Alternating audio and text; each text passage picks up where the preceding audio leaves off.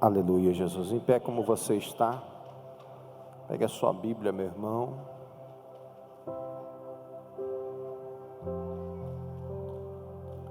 Carta do apóstolo Paulo, segunda carta aos Coríntios, capítulo de número 4, versículo de número 7.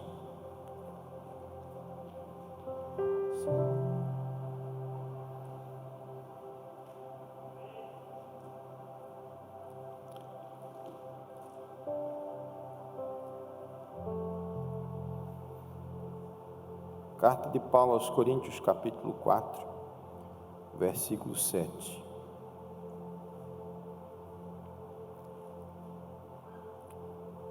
Diz assim a palavra do Senhor: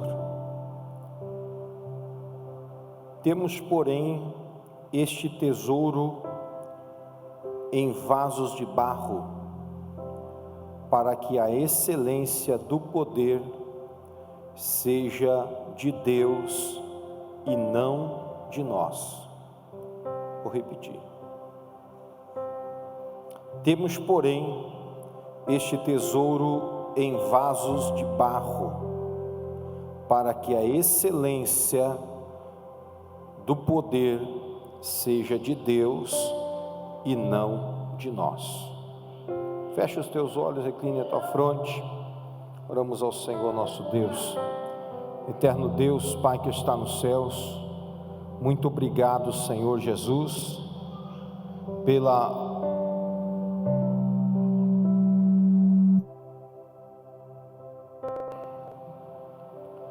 Santo. Senhor, te agradecemos pela oportunidade de estarmos mais um domingo em tua casa, mais um domingo, Senhor, para ouvirmos a tua voz falando conosco.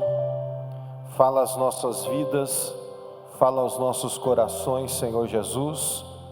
Derrama sobre nós a tua graça, derrama sobre nós a tua presença, nos dá entendimento, nos dá revelação, compreensão, Senhor, da tua palavra. Aleluia. Em nome de Jesus Cristo, teu Filho, amém e amém, Jesus. Poder sentar, irmãos.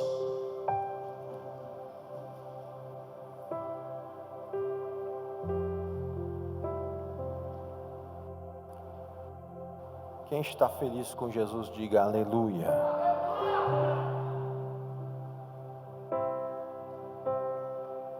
Você pode abrir a sua Bíblia na palavra profética de Jeremias, capítulo 18.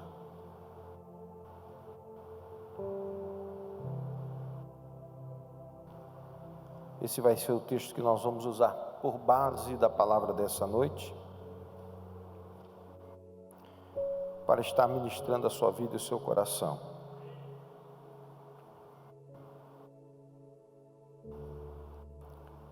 Versículo 1 nos diz o seguinte: a palavra do Senhor que veio a Jeremias dizendo: levanta-te, desce à casa do oleiro, e lá te farei ouvir as minhas palavras. Desci à casa do oleiro, e eis que estava fazendo a sua obra sobre as rodas. Como o vaso que ele fazia do barro se quebrou na mão do oleiro, tornou a fazer dele outro vaso, conforme o que pareceu bem aos seus olhos fazer. Então veio a mim a palavra do Senhor dizendo: não poderei eu fazer de vós como fez este oleiro, ó casa de Israel? Diz o Senhor: eis como que o vaso na mão do oleiro, assim sois vós na minha mão, ó casa de Israel. Amém. Ser um vaso na mão do oleiro. Eu tenho certeza que você já ouviu diversas mensagens sobre esse tema: ser um vaso na mão do oleiro. Interessante que até o apóstolo Paulo ele fala que numa casa existem vasos de honra e vasos de desonra. E é interessante que quando nós vamos buscar um pouquinho sobre a confecção de um vaso, e diferentemente dos nossos dias, que a evolução industrial produzem muitos mais vasos do polipropileno, que é um derivado do petróleo, que é o plástico, do que os vasos cerâmicos.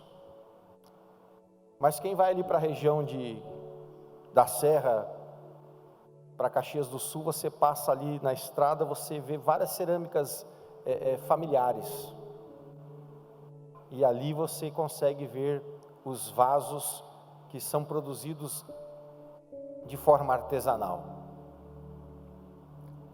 E numa dessas viagens a gente acabou parando ali, porque a irmã Lu não pode ver um vaso, e a gente parou para comprar uns vasos. E eu aproveitei para aprender um pouquinho.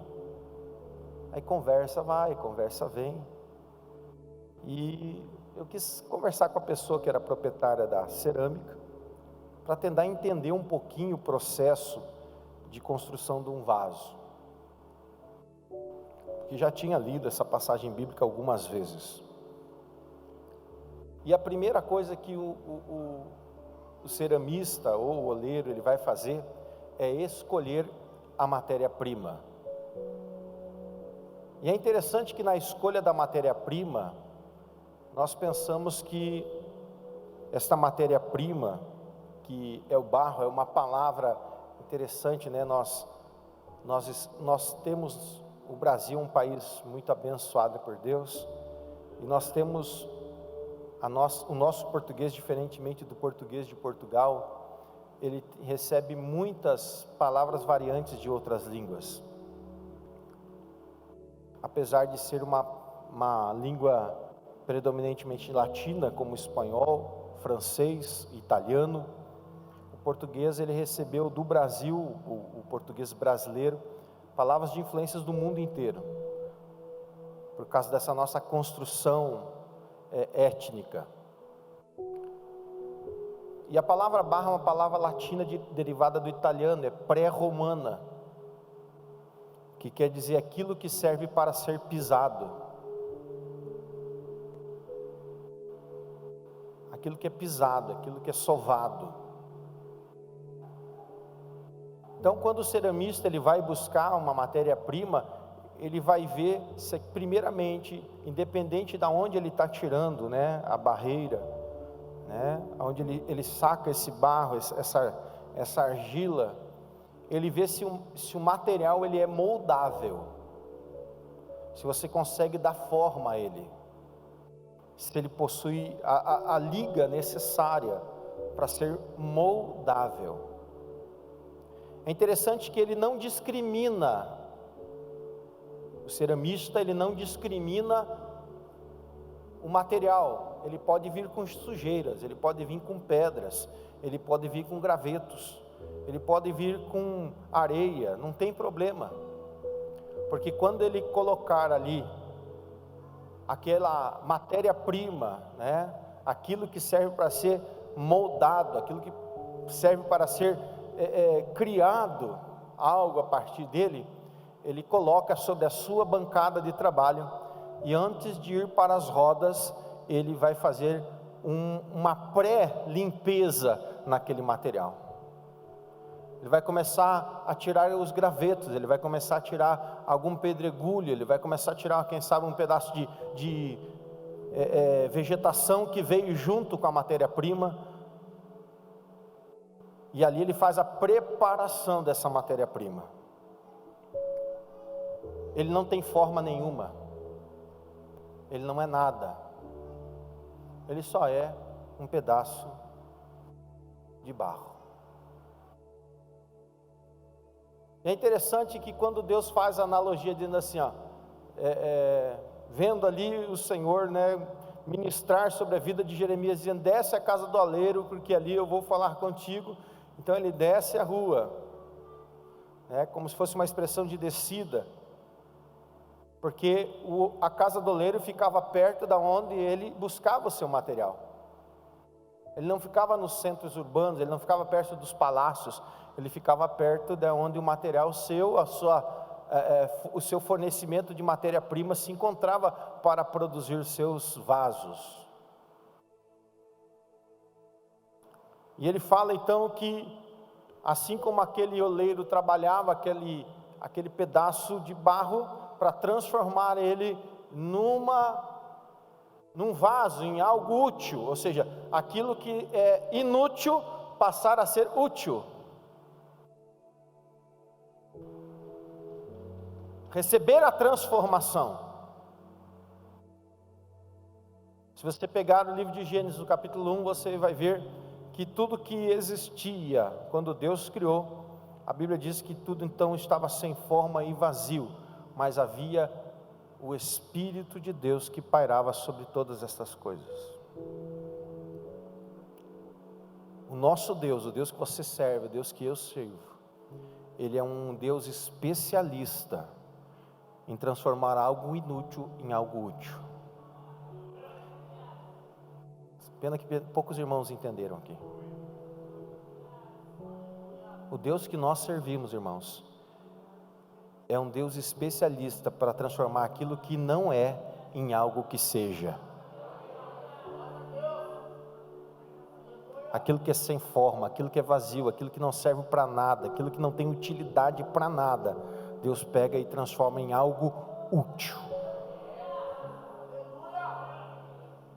Mas é interessante que a matéria precisa ser moldável. Ela precisa permitir-se receber uma forma. Ela precisa receber algo da parte do Senhor. Então, olha que coisa interessante, se você pegar a sua Bíblia no livro do profeta Isaías, capítulo 49, versículo 7, diz assim: o Senhor, Santo Deus de Israel, o seu Salvador, fala com seu servo, que é desprezado, que é odiado pelos povos, e que é escravo de reis.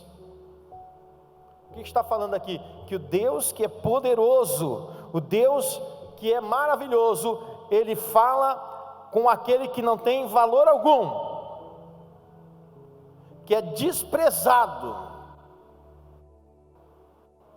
E é tão interessante que, se você pegar a história bíblica de José, que você começa a ler em Gênesis capítulo 37, você vai ver que quando ele cai lá no cárcere do Egito, e ele interpreta ali o sonho do copeiro, do padeiro, e ele ainda fala para o copeiro: quando você estiver lá na presença do faraó, você se lembra de mim. Lembrou nada, irmão. Passou ainda 2 ou 3 anos lá, esquecido. Mas quando chegou na hora, Deus pegou aquele que era sem forma, que para os homens, para os reis era desprezado, que era inútil, e Deus levou ele lá na presença do faraó, e transformou ele no segundo do Egito. Se você pegar a sua Bíblia, você vai ver que Deus, Ele nos dá graça, Ele nos dá virtude. Na carta de Paulo aos Coríntios, capítulo 1, você vai ver o seguinte: que essa palavra que eu e você cremos, que é poderosa, que é poder de Deus, ela, quando os homens ouvem sem a graça do Senhor, isso soa como loucura para eles. Só que ali nesse mesmo texto diz que Deus pegou as coisas loucas para este mundo, ou deste mundo, para confundir aqueles que são. Quando você pega a palavra do Senhor em Atos dos Apóstolos, e você vê que após a descida do Espírito Santo, no capítulo 2 de Atos dos Apóstolos, você vê que a vida dos discípulos de Jesus, ela é poderosamente transformada na descida do Espírito Santo, do revestimento do batismo com o Espírito Santo, e agora eles se tornam ousados, que quando Pedro e João no capítulo 3, eles vão ao templo na hora da oração, e ali a Bíblia diz que um homem coxo que está à beira da porta formosa, esperando uma esmola, e Pedro e João falam para ele: nós não temos prata, nós não temos ouro, mas aquilo que nós temos nós te damos, e em nome de Jesus Cristo, levanta e anda. E aquele homem se colocou em pé, aleluia Jesus. E a Bíblia diz que eles são levados diante os príncipes e o sinédrio, e eles começam então a testemunhar a respeito de Jesus. Os príncipes do sinédrio ficam espantados e perguntam: por acaso não são estes homens pescadores? Como é que eles falam com tanta ousadia?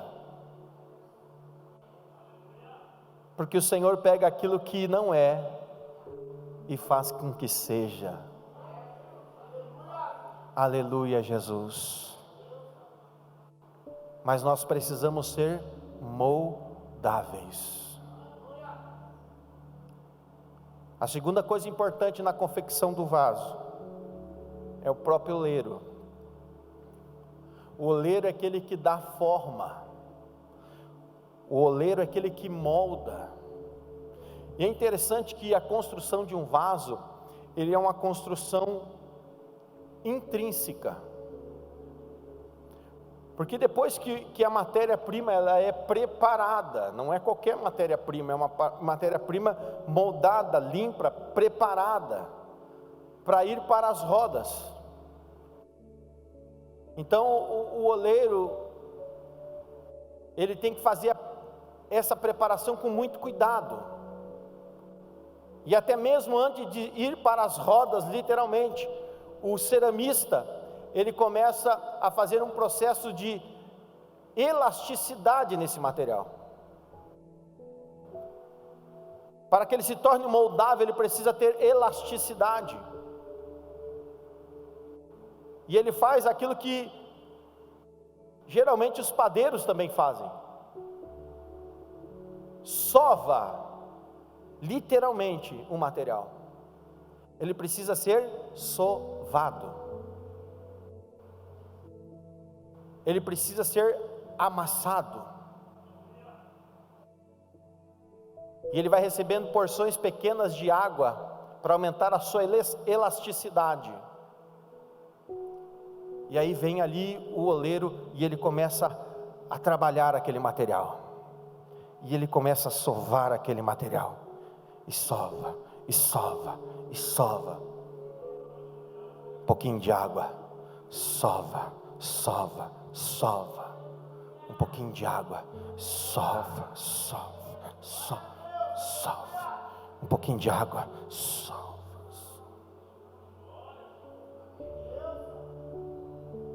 Enrola, bate sobre a mesa, quase fazendo uma pizza. E de novo ele abre e sova água. Eu vou fazer uma pergunta muito forte aqui, e você vai me ajudar agora como um profeta de Deus aí para a pessoa do seu lado. Olhe para ela, dentro do olho dela, e pergunte assim: você tem certeza que você quer ser um vaso?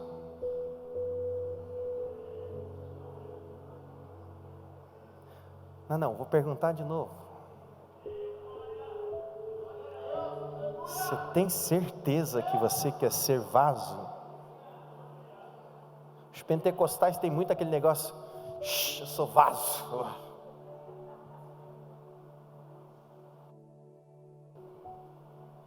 Você viu aqui, irmãos, só o princípio da preparação da matéria-prima. Não começou nem a formação. Primeiro, tirar-nos do ambiente que nós estamos acostumados, nos arrancar, Nesse processo, tirar coisas de dentro de nós, e tirar um pedaço dói. Segunda coisa, sermos sovados. Sovado vai falar de provação, vai falar de luta, tribulações. A gente não gosta de ouvir isso, mas o bom é que em meio às nossas lutas e provações, vem porções da água.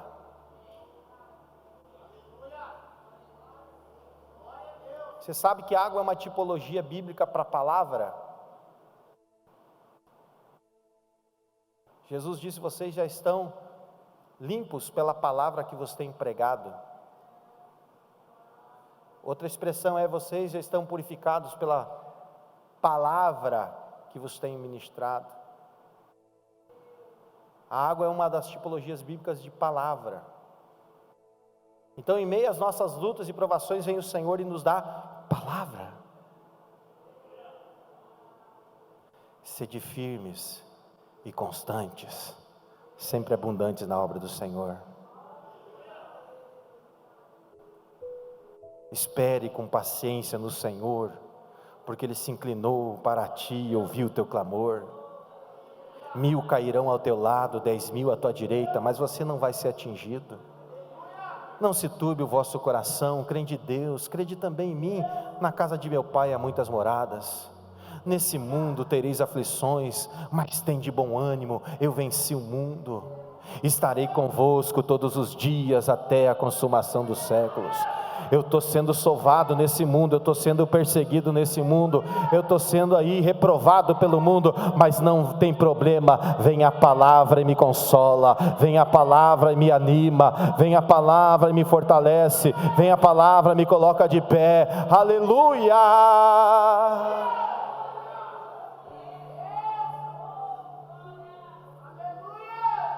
Oh, glória a Deus.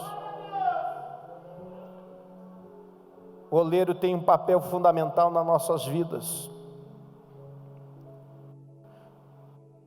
Carta aos Coríntios, capítulo 15, versículo 27 diz: porque todas as coisas sujeitou debaixo dos pés. Quando diz que todas as coisas lhe estão sujeitas, certamente excluiu aquele que tudo lhe subordinou.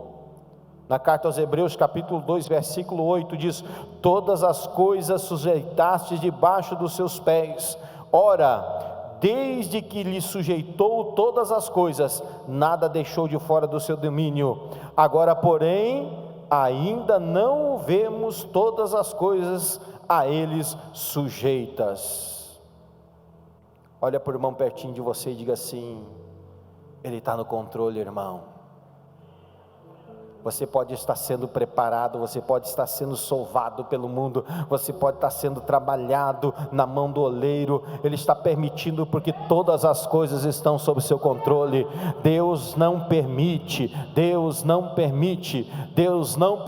que você seja provado acima das suas capacidades de suportar. Primeira carta de Paulo aos Coríntios, capítulo 10, versículo 30 diz isso. Perdão, 14, se não me traz memória. Então fique tranquilo, Deus está no controle.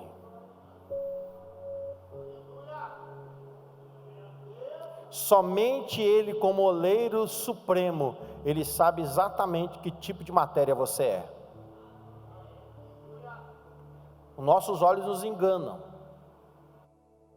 É tão verdade que quando Samuel vai à casa de Jessé, em Belém, para ungir diante de Deus um dos filhos deles a rei de Israel, quando passa Eliabe, no capítulo 16, no verso 6, ele diz: certamente está aí aquele quem o Senhor escolheu para ser seu ungido. Porque a Bíblia diz que ele é formoso aos olhos. Mas o versículo 7 diz o Senhor: não se impressione com a aparência, nem com a altura deste homem, eu o rejeitei, porque não julgo como as pessoas julgam, elas olham para a aparência, mas eu vejo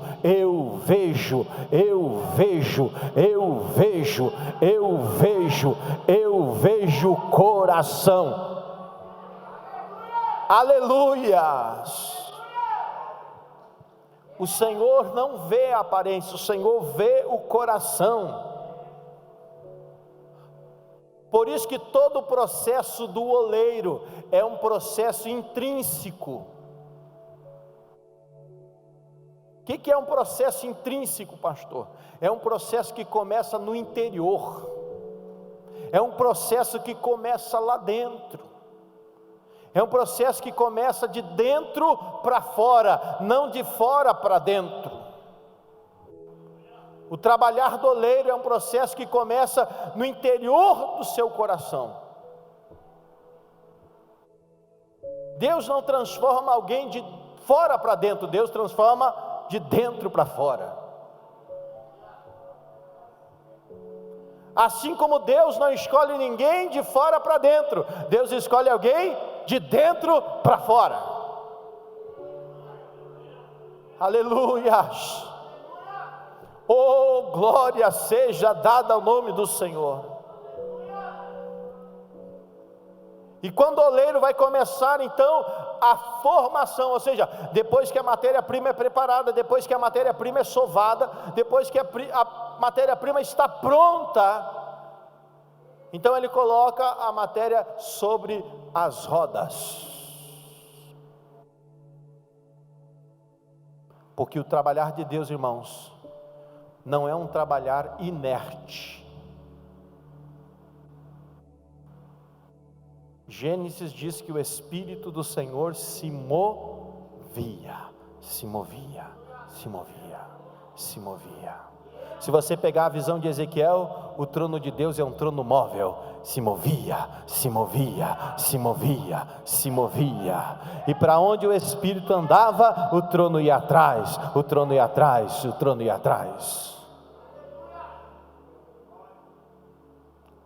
E a Bíblia diz que ao colocar sobre as rodas giram, o oleiro coloca o seu polegar no meio da matéria-prima. E ele começa de dentro para fora, dar a forma do vaso. E é interessante, queridos, que o vaso não tem poder algum contra o oleiro. O vaso não consegue dizer: olha, eu gostaria de ser maior embaixo, mais estreito no meio, uma boca um pouco maior. Não, eu gostaria de ser esbelto, de cima a baixo, de baixo a cima.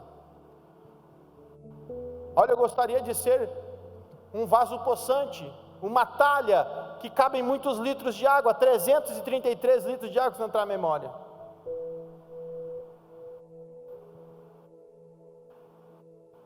Uma cisterna. Não, eu gostaria de ser um vaso de decoração, eu gostaria de ser uma taça. Não, o material não tem poder nenhum depois de estar na mão do oleiro ou do ceramista. Simplesmente ele dá a forma ao vaso da maneira que ele quer, do jeito que ele quer.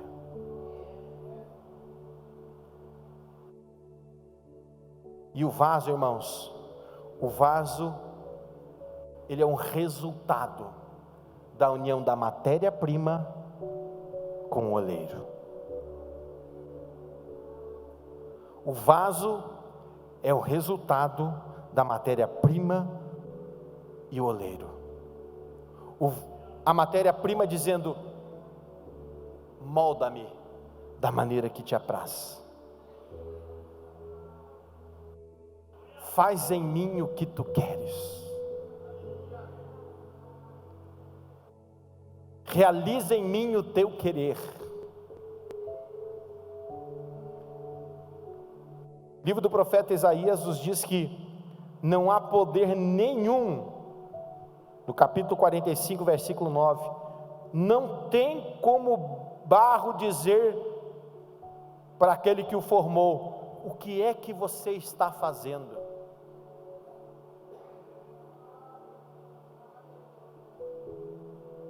Tem aquela canção antiga que nós cantávamos nos cultos de: faz de mim, Senhor, um santuário puro e santo e verdadeiro, e com gratidão. É isso mais ou menos, né? Serei, Senhor, santuário. Ou seja, Senhor, faz de mim o que você quer. Haja em mim conforme a tua vontade e o teu querer. Trabalha em mim da maneira que te apraz. Ser dado forma, irmãos, dói. Porque você vai ter que sair de uma zona de conforto. Você vai ter que tomar uma forma da maneira do Criador.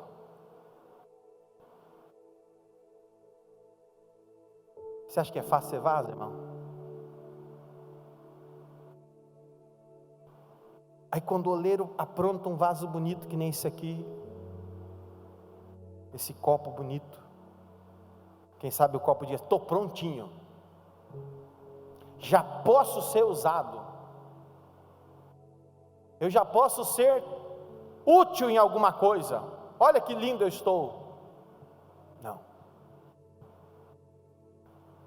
porque ela não está cozida. Toda cerâmica, para ser útil em alguma coisa, ela precisa passar pelo cozimento. Só que uma coisa interessante na cerâmica, e eu perguntava lá para o dono da cerâmica: como é que a gente faz? Por que muitas vezes eu passo por aqui e eu vejo aí a cerâmica crua em partilheiras? Aí ele falou para mim: ela está secando.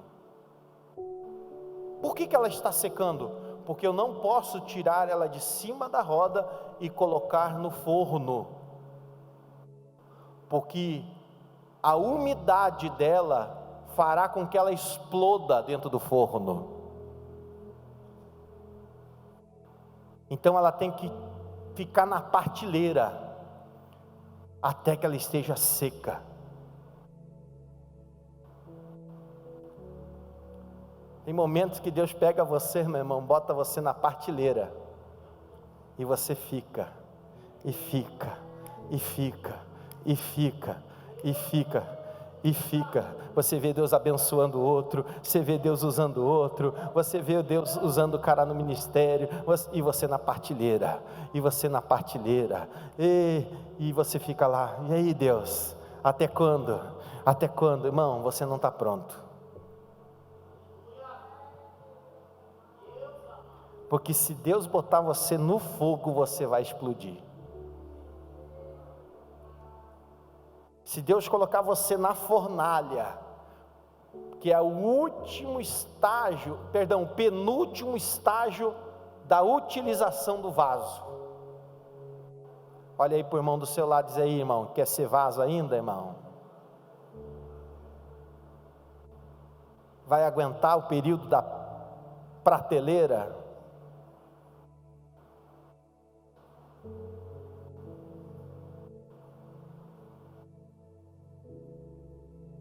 Coisa tremenda, né, irmãos?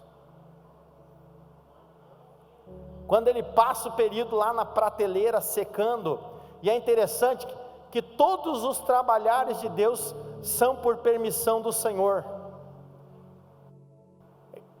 Ele seca ao vento. Se você pegar nesse mesmo livro do profeta Isaías, capítulo de número 18, e você ler no versículo 17, você vai ver que Deus permite ventos orientais. O que é um vento oriental, pastor? É um vento seco, é um vento quente, é um vento que onde ele passa ele seca tudo. É tão verdade, hoje nós estávamos indo lá da Santa Ceia do Arroio do Padre, e eu vi ali umas lavouras de milho, irmãos, que estão ali com as folhas caídas, e um bafo quente, assim, um vento quente soprando, um vento quente oriental soprando, meu Deus do céu. E aí quando eu li isso no texto, eu disse, meu Deus, entendi a revelação. Deus permite que ventos soprem na nossa vida, para nos preparar para o próximo estágio. Aí o vaso olha assim, opa, passei o vento oriental, graças a Deus, secou tudo, mas não tem problema. Aí o oleiro diz, agora você vai para o fogo. Você sabe que um vaso, para ser cozido, ele tem que enfrentar uma temperatura de 900 a 1000 graus no forno.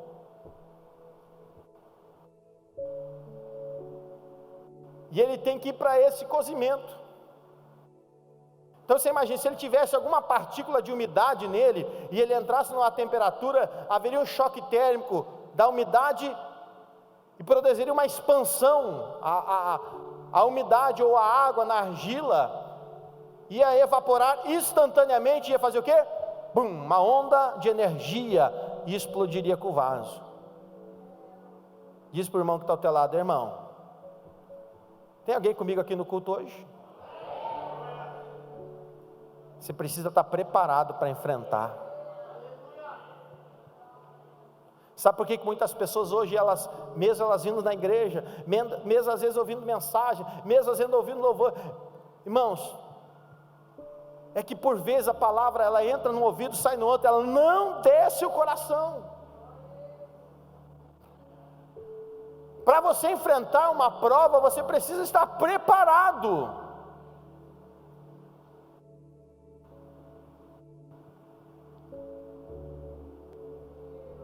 Eu me lembro quando eu entrei no exército.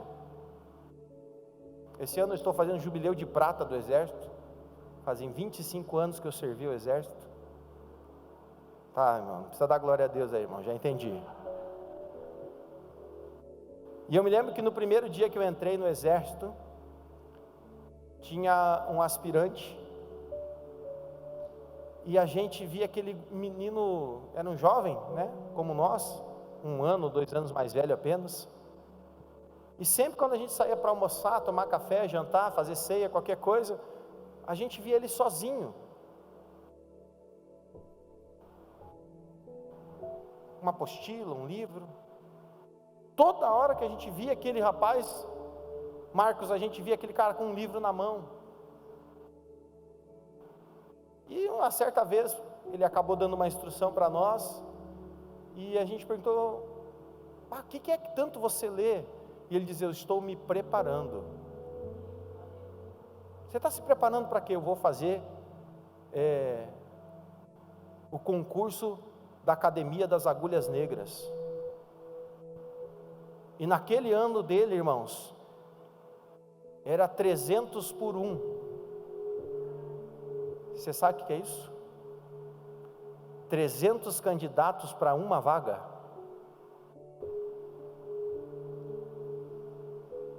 Só que toda vez que a gente via aquele rapaz, ele estava com um livro na mão, ele estava com um caderno na mão, ele acordava com um livro na mão, ele ia almoçar com um livro na mão, ele ia dormir com um livro na mão, ele, sei lá, madrugava com um livro na mão.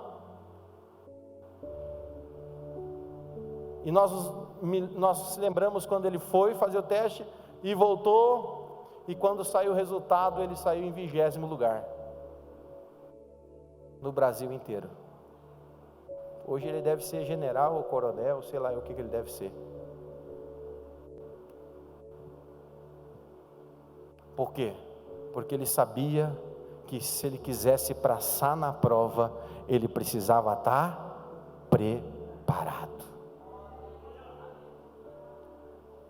Sabe por que tem muita gente rodando na prova hoje? Porque ele pensa que na hora que a prova se levantar contra ele, o Espírito Santo vai vir e vai dizer, vai dar uma batidinha nas costas dele. Não, meu filho, deixa essa comigo.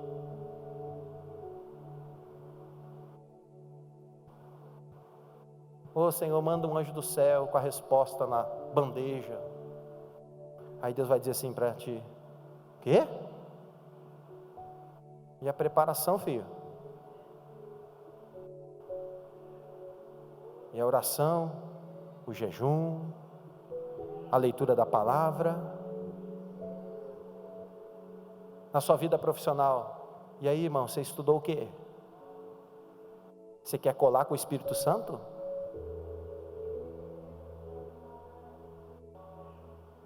Você só consegue passar as provas, irmão, se você estiver preparado. Mas a gente quer romper as etapas, a gente quer sair da partilheira, a gente quer sair da mesa do oleiro direto para o forno.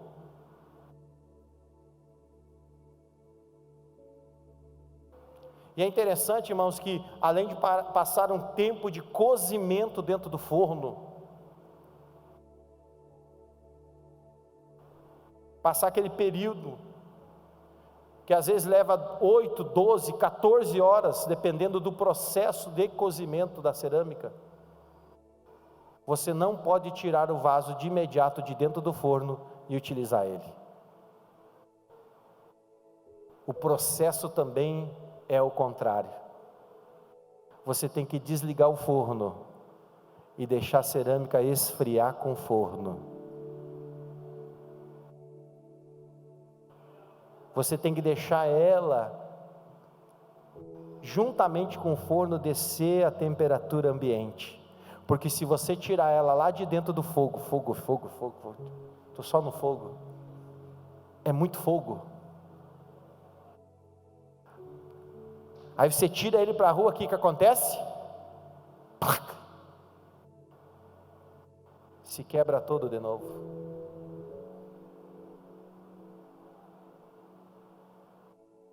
E adianta alguma coisa? Nem super bom decola, irmão. E agora eu vou falar uma coisa aqui, irmãos, muito forte para você. Ah, pastor, mas Deus pode fazer de novo. Será? O único estágio em que um vaso pode ser remodelado é nas rodas. Se você prestou atenção no texto bíblico de Jeremias capítulo 18, você vai ler ali, que o vaso que estava sendo feito sobre as rodas, quebrou-se na mão do oleiro. E o que o oleiro fez? Nesse estágio, ele remodelou ele de novo. Agora, um vaso que passa pelo forno, tem possibilidade de ser remodelado? Um vaso que é cozido no forno, uma vez quebrado, você consegue remodelar ele? Você consegue moer de novo a cerâmica, você consegue colocar água nela de novo, e você consegue dar forma àquele vaso de novo? Será que conseguimos?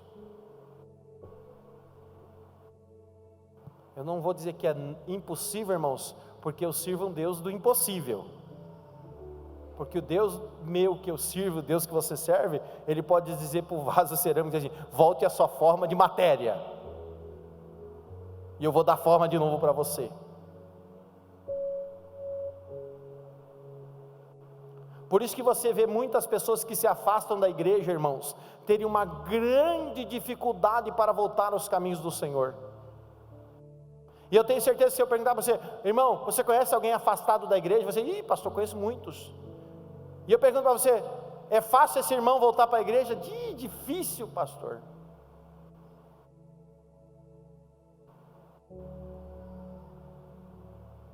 Quem está entendendo, diga amém. Por isso que a Bíblia, através de Jesus Cristo, nos ensina na Sagrada Escritura. Ele diz para você o seguinte: aquele que está em pé, cuide para que não caia. Não é assim que diz a Escritura?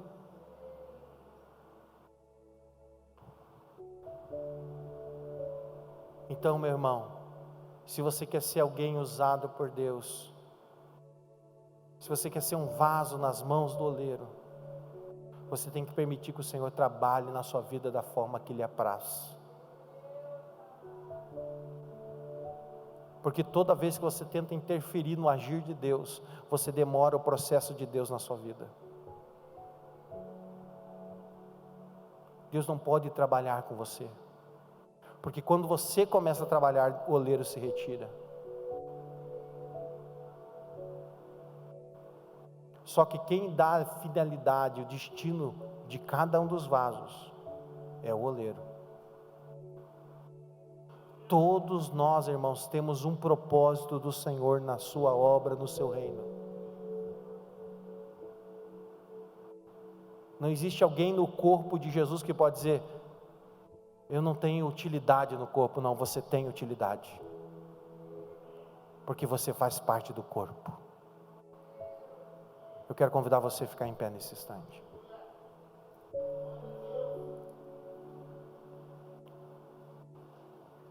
O trabalhar de Deus nas nossas vidas, irmãos, é um trabalhar interno.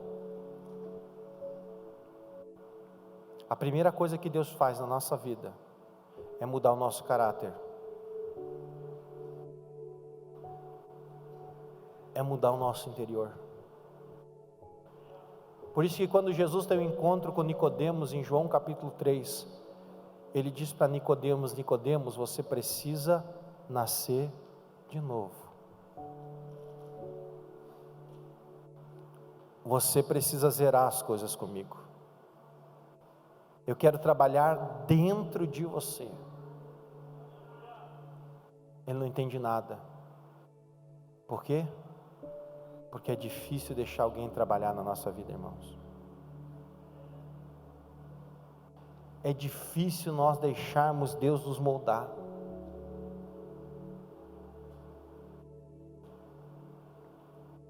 Por vezes nós achamos que sempre sabemos das coisas. Por vezes nós sempre achamos que sabemos o melhor. Mas nessa noite, deixe o oleiro trabalhar na sua vida. Eu quero que você recline a tua fronte, feche os teus olhos.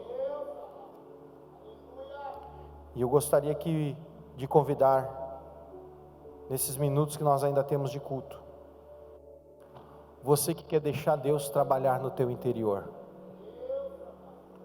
você que quer deixar Deus te moldar, você que tem coragem de deixar Deus preparar você com uma matéria-prima e tirar coisas que não servem para o reino, coisas que não servem para a salvação. Tirar pedaços dói, irmãos. Tirar coisas de nós dói. Abrir mão de certas coisas dói em nós. Mas quem vai fazer isso não sou eu. Quem vai fazer isso é o Espírito Santo. Não sou eu que vou dizer para você o que você deve abandonar por amor a Deus. Não sou eu que vou dizer para você o que você deve deixar de praticar por amor a Deus. Não sou eu que vou dizer para você o que você deve deixar para o lado de fora da sua vida, que não serve para o reino de Deus.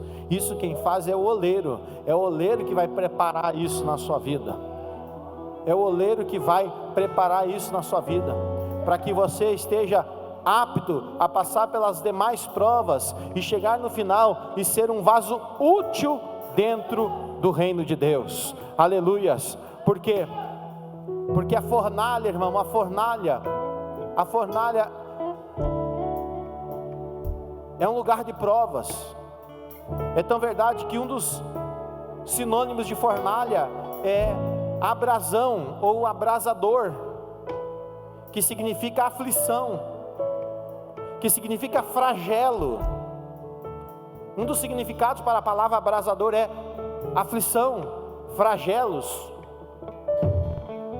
Você só vai estar preparado para passar por aflições e ter bom ânimo nelas, se você conseguir deixar o oleiro trabalhar em você, se você deixar o oleiro tirar aquilo que não serve para ele. Então onde é que está o primeiro irmão, irmã, amigo que está aqui conosco, que quer deixar Deus trabalhar na sua vida, que quer deixar Deus agir no seu coração, que quer deixar Deus realizar em você a melhor obra possível, uma obra perfeita, realizada pelo oleiro? Não é uma decisão fácil, não é uma decisão muito fácil. Glória a Deus. Deixar Deus trabalhar não é uma decisão muito fácil. Deixar Deus agir na minha vida, tirar aquilo que não serve para Ele, não é uma decisão muito fácil. Deixar Deus me amassar como amassa-se o barro, não é uma decisão muito fácil. Pastor, eu gostaria de ouvir uma palavra de vitória nessa noite. Meu irmão, eu estou dizendo para você que Deus vai te transformar em algo perfeito. Deus vai agir na tua vida e transformar você em algo perfeito. Mas para isso você tem que deixar Deus trabalhar na sua vida. Para isso você tem que deixar Deus agir na sua vida. Para isso você tem que deixar Deus trabalhar da forma que Ele quer na sua vida. Eu estou perguntando nessa noite, quem está disposto? Quem está disposto a abrir mão e deixar dizer a Deus: Deus, trabalha em mim da maneira que te apraz, ou seja, da maneira que tu desejas trabalhar em minha vida, da maneira que tu quiseres trabalhar no meu coração, do jeito que tu quiseres trabalhar na minha casa, do jeito que quiseres trabalhar, Senhor, no meu casamento, na minha família, no meu trabalho, nos meus estudos, para que o melhor de ti venha sobre mim, para que o melhor de ti venha sobre a minha casa, para que o melhor de ti venha sobre o meu trabalho, para que o melhor de ti venha sobre o meu casamento, para que o melhor de ti venha sobre os meus filhos, para que o melhor de ti venha sobre o meu emprego, que o melhor de ti venha, Senhor, sobre os meus sonhos, que o melhor de ti venha, Senhor, sobre os meus relacionamentos. Aleluia, Jesus. Quem é que está disposto a ouvir Deus trabalhar? É uma escolha, irmãos. Aleluia, Jesus. Eu confesso a vocês que eu relutei um pouco com essa palavra. Eu dizia: meu Jesus, eu disse: Senhor, nós estamos vendo um tempo que ninguém quer abrir mão de nada, Jesus.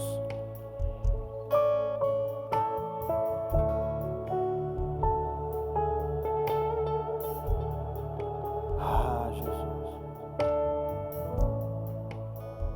E aí vem o irmão Jorge e canta esse louvor que eu não ouvia pelo menos há uns 20 e poucos anos. Aviva a tua igreja de novo. A gente gosta disso, irmãos. Como a gente gosta disso. Você sabe qual é a única maneira de se produzir um avivamento?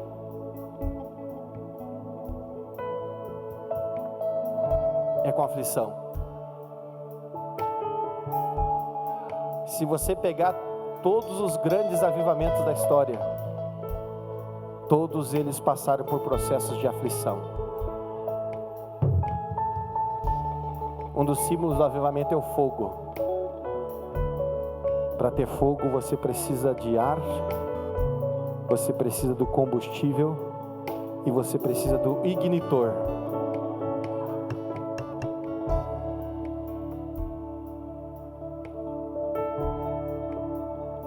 Aí você tem fogo. Todos esses elementos simbolizam atribulações, aflições, angústias em nossa vida. É tão verdade que eu vou perguntar para quem está aí agora na nave da igreja: qual foi a época da sua vida que você mais buscou a Deus? Qual foi a época da sua vida que você jejuou mais na sua vida? Qual é a época da sua vida que você mais orou? Qual foi a época da vida sua que você mais buscou a Deus na sua casa? Qual é a época da sua vida que mais você se dispôs a fazer algo para Deus? É quando você estava bem? As contas estavam pagas? Estava tudo bem na sua casa? Estava tudo bem com o seu casamento? Estava tudo bem com os seus filhos? Estava tudo bem sobre a sua mesa? Ou foi quando você foi afligido? quando alguém roubou a paz de dentro da tua casa, quando alguma coisa roubou a tua saúde, quando alguma coisa roubou a tua esperança, quando alguma coisa roubou a tua alegria. Será que foi nessa época que você buscou a Deus? Será que foi nessa época que você veio ter um encontro com Deus? Foi nessa época, quem sabe o que foi isso na tua vida? Avivamento.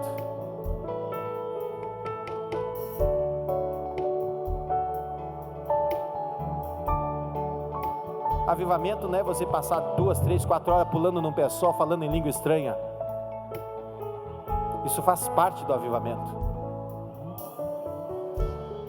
Então, verdade, quando o irmão Jorge cantou aquilo ali, já deu vontade de uma meia dúzia de irmãos, tenho certeza, começar a falar língua estranha aí, já começar a profetizar, já começar a se alegrar. Mas um verdadeiro avivamento só é produzido mediante aflição. Sabe quando é que o Moody se tornou um dos maiores pregadores que as nossas gerações ouviram falar em toda a história? Quando a sua igreja queimou em Chicago, no grande incêndio de Chicago. Em que ele olha para a sua igreja, ele olha a sua igreja no chão, no pó, virado em cinzas. E ele falou: onde eu vou pregar, Senhor? Aí Deus falou para ele: levanta a cabeça e olha o mundo. O mundo vai ser o teu púlpito.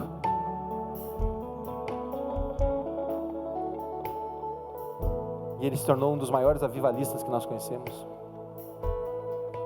Quem está entendendo, diga amém. Feche os teus olhos, recline tua fronte e conte para o Senhor o que você quer dele aqui nessa noite. Se você tiver coragem de dizer: Senhor, eu sou aqui uma matéria-prima, Senhor, mas eu quero ser moldável. Senhor, eu sou uma matéria-prima, eu quero ser modificado, Senhor. Se você tiver coragem hoje, meu irmão, de dizer isso para Deus, de dizer: Senhor, eu sou matéria-prima e eu quero ser transformado, eu quero ser moldado, eu quero ser modificado pelas mãos do oleiro perfeito que és tu, Senhor. Diga para ele aqui, meu irmão, diga para ela aqui, minha irmã, diga para ele aqui nessa noite: Senhor, age em mim conforme tu queres. Senhor Jesus, enquanto o ministério de louvor vai adorando ao Senhor, nós vamos orando por você. Se você tem uma irmã aí perto de você, irmã, abrace ela.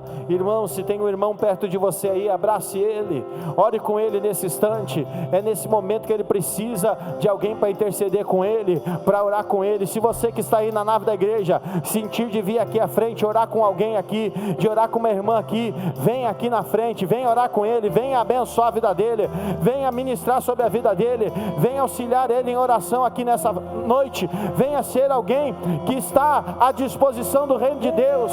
Aleluias. Diga para o irmão: irmão, estou com você, vamos orar junto, vamos clamar junto. Aleluia. Senhor, nós precisamos, Senhor, nós precisamos da tua bênção, Senhor. Nós precisamos da tua ação, Senhor. Nós precisamos da tua direção, Senhor. Nós precisamos, Senhor, do teu trabalhar em nossas vidas. Nós precisamos, Senhor, do teu agir, Senhor, meu Deus. Ah, Senhor, venha trabalhar em nossos corações. Senhor, tu sabes o que nós mais precisamos. Tu sabes, Senhor, o que nós mais necessitamos. Senhor, tu sabes exatamente como extrair de nós o nosso melhor. Tu sabes, Senhor, justamente extrair de nós, Senhor, aquilo que nós possamos fazer de melhor. Por isso trabalha em nós, Senhor, meu Deus, conforme o teu querer. Trabalha em nós, Senhor, conforme o teu agir, Senhor. Oh, aleluia. Vai trabalhando, Senhor. Eu vejo aqui pessoas com lágrimas no seu rosto. Eu vejo pessoas aqui, Senhor, suplicando a Ti, Senhor. Então vai trabalhando, vai agindo, vai realizando, vai moldando, Senhor. Vai tirando aquilo que não te agrada, vai tirando aquilo que não serve para o reino, vai tirando aquilo que não serve para a obra. Vai, Senhor, retirando aquilo, Senhor, que não serve, Senhor, para a família dele, que não serve para a família dela. Vai tirando aquilo, Senhor, que não serve para o casamento dele, que não serve para o casamento dela. Vai tirando, Senhor, vai tirando, Senhor. Oh meu Deus, vai tirando, Senhor. Se estiver disposto a ser mudado, se estiver disposto a ser transformado pelo poder de Deus, deixa Deus agir.